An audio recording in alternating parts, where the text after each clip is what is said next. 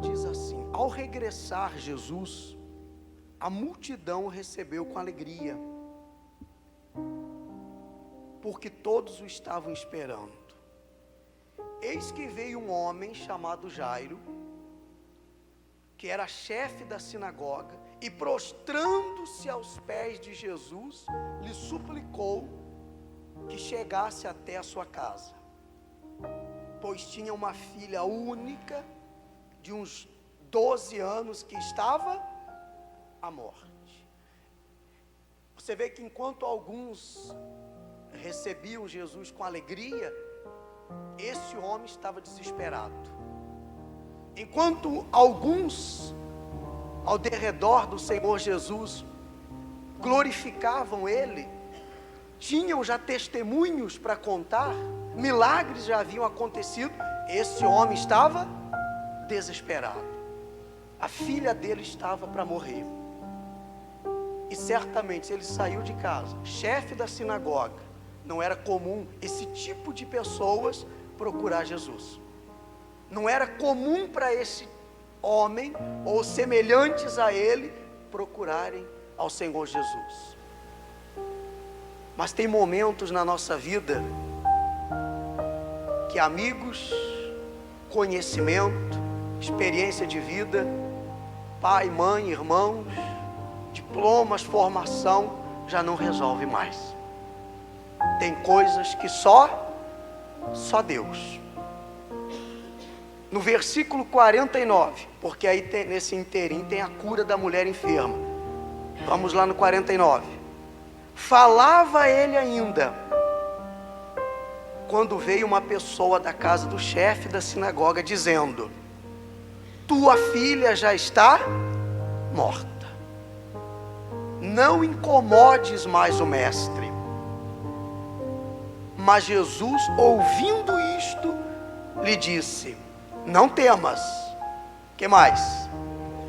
Crê somente, e ela será. Quantas vozes ele ouviu aí? Duas. A Bíblia diz que enquanto ele contava a situação dele, falava do desespero dele, ele saiu de casa, a filha estava doente, para morrer. Quando ele chegou aonde estava o Senhor Jesus, contando a situação, chega alguém e diz: ó, já era, não incomoda mais Jesus, porque agora tua filha morreu. A primeira voz. A segunda, Jesus disse: Jairo, não temas, se desespera não, crê somente. Todos os dias, grave isso, todos os dias você ouve essas duas vozes. E a nossa vida é resultado da voz que nós damos ouvido. Você ouve as duas, uma que diz que não tem jeito, uma que diz que já era, caso perdido, causa perdida, e a outra que diz: não temas, crê somente. Já percebeu que antes de você levantar da cama, quando acorda, você já ouve essas duas vozes? Esse vai ser mais um dia daqueles. A voz que te leva para baixo, a voz que te desanima, a voz que traz dúvidas, essa voz é do diabo.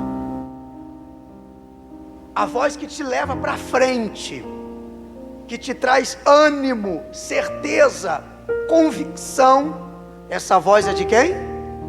É a voz de Deus. Repito, a minha vida é resultado da voz que eu tenho dado ouvidos.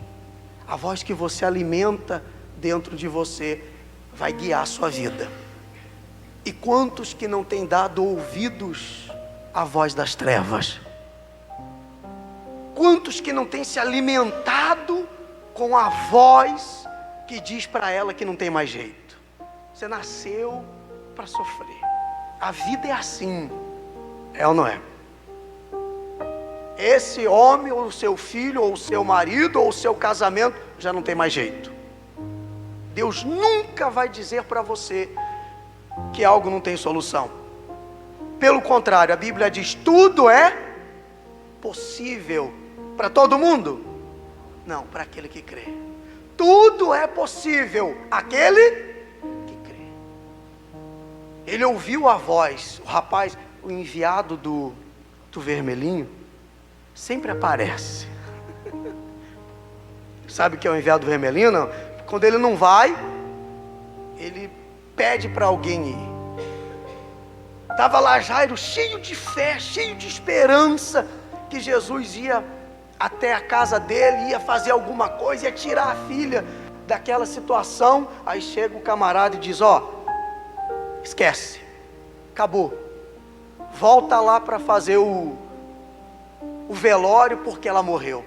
Ele poderia pensar o seguinte: puxa, quer dizer que eu vim aqui buscar a Deus, buscar o milagre, e o que estava ruim ficou pior. Deixa eu falar uma coisa para você.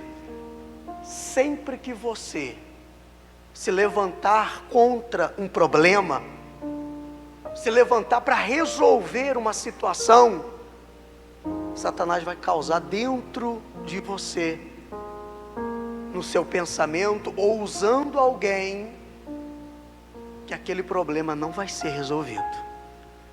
Aliás, você começa a orar por alguém, já percebeu?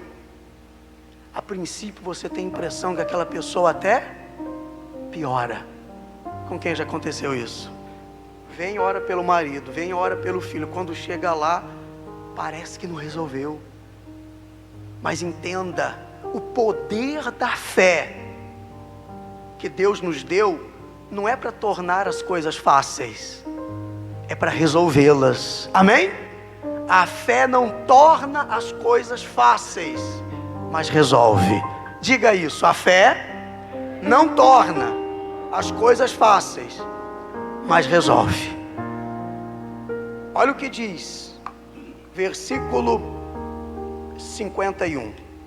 Tendo chegado a casa, a ninguém permitiu que entrasse com ele, senão Pedro, João, Tiago, o pai e a mãe da menina.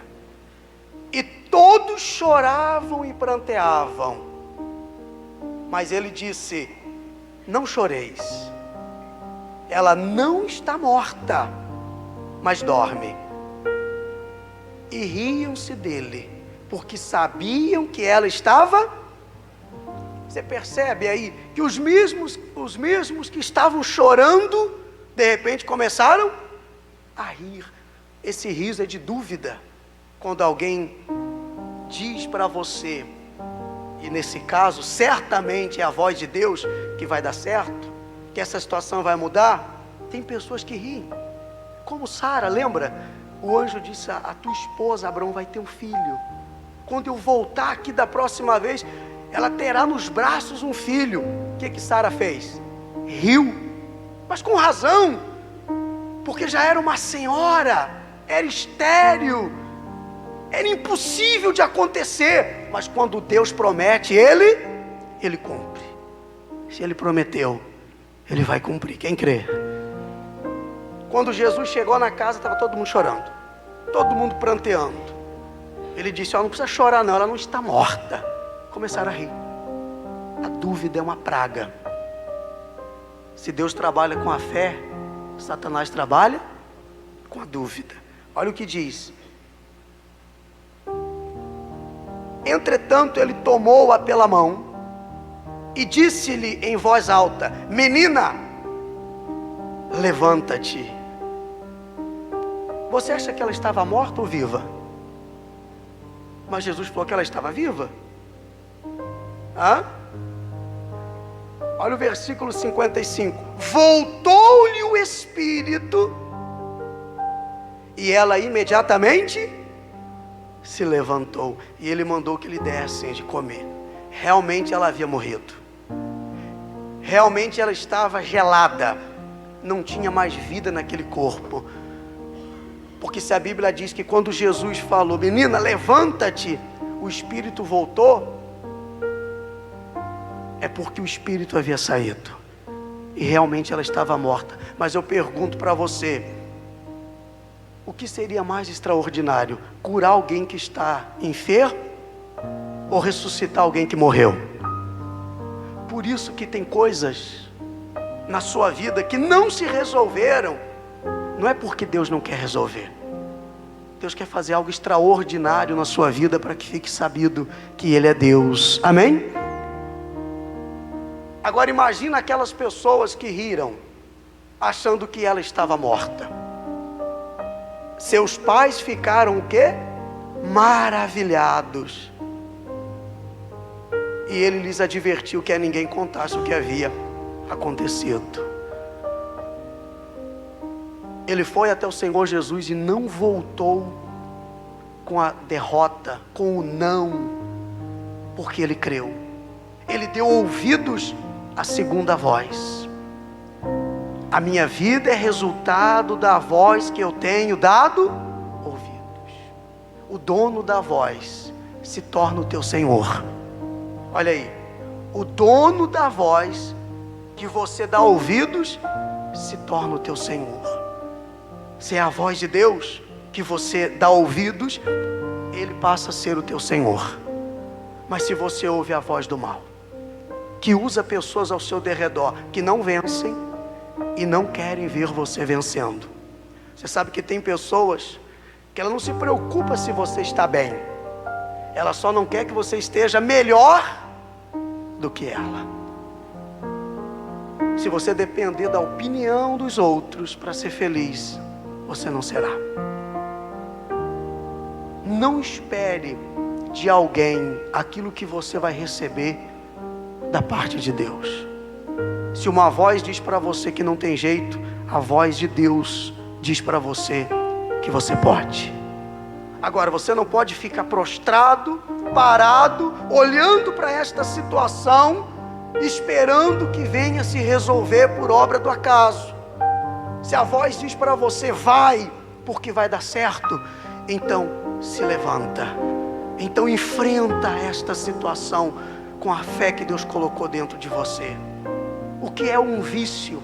O que é uma enfermidade para aquele que ressuscita o morto? O que é uma dívida? Um problema familiar?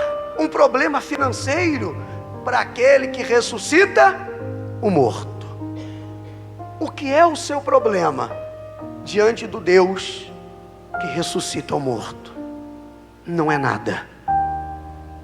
A Bíblia diz que Ele, na concha das suas mãos, tomou todas as águas dos rios e oceanos. Olha a mão que está estendida para você, mulher. Então, para que se desesperar? Para que duvidar? Para que esperar pelos outros? Ou ficar achando que foi um erro ter nascido?